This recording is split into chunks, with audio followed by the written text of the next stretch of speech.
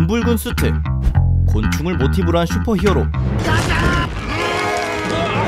타노스의 똥꼬도 찢을 수 있었지만 멋진 이야기를 위해 꾹 참았다는 그는 Thank you, Spider-Man. 앤트맨. 오늘은 다시 한번 굵직하게 세상을 구할 앤트맨의 세 번째 단독 영화이자 마블의 31번째 영화, 그리고 페이지 5의 시작점인 앤트맨과 와스프 퀀텀 매니아를 보기 전 알아두시면 좋은 정보들을 총정리해보겠습니다.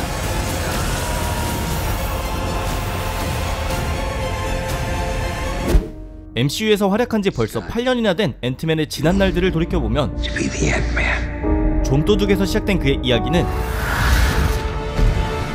인류 최초로 양자 영역을 자력으로 탈출한 인물이라는 타이틀로 이어졌고, 그 덕분에 양자 영역에 대한 탐구가 시작된 것은 물론 타노스와의 최종전을 그린 어벤져스 엔드게임에선 사건 해결의 중추에 있었던 시간여행의 핵심 실마리를 제공한 인물이기도 했는데,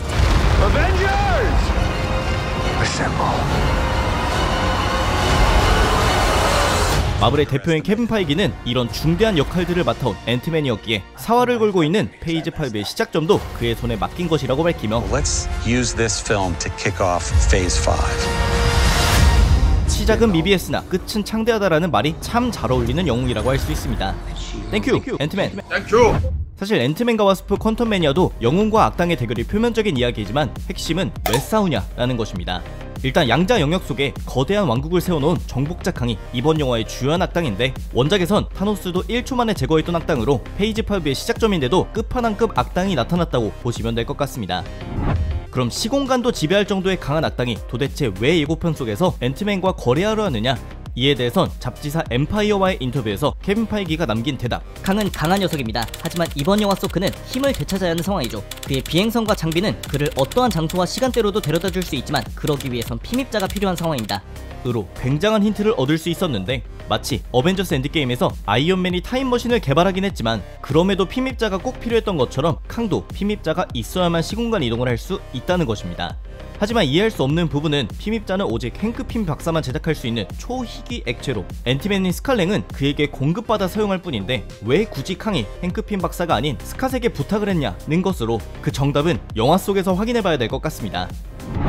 그럼 캉이 거래로 제시한 당근과 채찍은 무엇이냐? I'm the man who can give you the one thing you want. What's that? Time. 첫 번째 당근은 그가 앤트맨과 와스프에서 양자 영역에 5년간 갇히는 바람에 스킵이 되어버린 딸 캐시랭과의 시간을 돌려주겠다는 것이었고, 두 번째 당근은 는 캉의 대사로 미루어 보아 내가 세상을 구해줄 테니 나를 도와라 정도로 추측해볼 수 있고, 세 번째 당근은 양자 터널 장비가 없으면 바깥 세상으로 돌아갈 수 없는 그들을 캉의 장비가 활성화되는 대로 돌려보내주겠다는 것. 반대로 채찍은 등의 첩박인데, 이런 대사를 통해 시간 여행이 가능했던 시절의 캉은 어벤져스도 다수 죽였던 것을 파악할 수 있고, 실제로 원작에선 그가 죽인 어벤져스의 무기를 전리품처럼 쌓아놓은 공간이 확인되기도 합니다. 하지만 마블 세계관 딸바보 1위인 스캇에겐 다른 것보다도 잃어버린 5년을 되찾을 수 있다는 것이 가장 큰 설득으로 다가왔을 것이고, 동시에 세상의 끝도 막을 수 있다는 회유까지 더해지니 그의 입장에선 희망의 로를 풀가동한 것으로 보이는데, I don't care who this guy is. I just lost so much. He can give us a second chance. 꼬꼬마였던 딸이 유치장을 드나드는 모습에서 아버지의 책임감을 느끼지 않았을까 하는 짠한 포인트입니다. 이후 예고편의 후반부를 보면 결국 캉과 앤트맨의 거래가 틀어져 싸움이 시작되는데, 피입자 없이도 이미 막강한 캉을 이길 수 없다면 함께 자멸하려는 듯한 앤트맨의 대사: I don't have to win. We both just have to lose. 는 2025년 개봉 예정인 어벤져스 캉의 시대의 제목부터 캉이 들어간다는 점을 고려하면 이번 영화 속 앤트맨의 싸움은 성공적이라고 보기는 힘들 것 같지만, 동시에 캉과 제대로 싸워본 유일한 어벤져스 멤버가 될 것이기 때문에 이번에도 앤트맨이 미래의 어벤져스의 싸움에서 중추 역할을 하게 될 것임이 세팅된다고 할 수 있습니다. 이 외에도 기억해두시면 좋은 점은 1967년부터 마블 코믹스의 대표적인 악당 중 하나였던 머독이 드디어 등장한다는 것인데, 이름의 뜻부터 오직 살인을 위해 계획적으로 기계화된 유기체라는 무시무시한 녀석으로 전투 능력뿐 아니라 뛰어난 과학 지식도 갖고 있어서 원작에선 레드헐크를 탄생시키는데 큰 역할을 하기도 했습니다. 하지만 원작에선 어벤져스와 60년 넘게 싸워올 만큼 대표적인 악당인 이 녀석이 왜 영화에선 양자 영역에 있는 것이며 또 왜 캉의 편에 있는지 등은 아직 미지수이기에 본편에서 확인해봐야 할 포인트입니다. 그리고 마블의 찐팬들 사이에서 떡밥이 돌고 있는 것도 있는데 바로 예고편 속 캉이 사용하는 이 장치에 새겨진 문양입니다.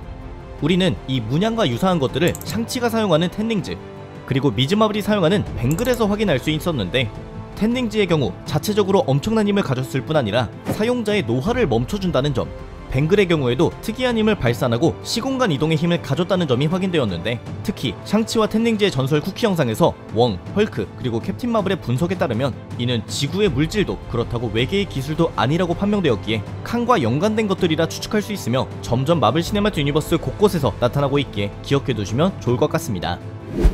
여기까지가 2023년 첫 극장 개봉 마블 영화 앤트맨과 와스프 퀀텀매니아를 보기 전 알아두시면 좋은 정보들이었습니다. 항상 밝은 분위기의 가족적인 스토리가 중심이었던 앤트맨 시리즈였지만 이번 영화는 분명 가족이라는 키워드를 중심에 두고 있으면서도 상당히 진지하고 어두운 이야기가 될 것으로 보이는데, 유머와 웃음이 많은 앤트맨의 일그러진 얼굴만 봐도 또 캉의 무시무시한 등장만 해도 이번 영화의 무게감이 느껴지는 것 같습니다.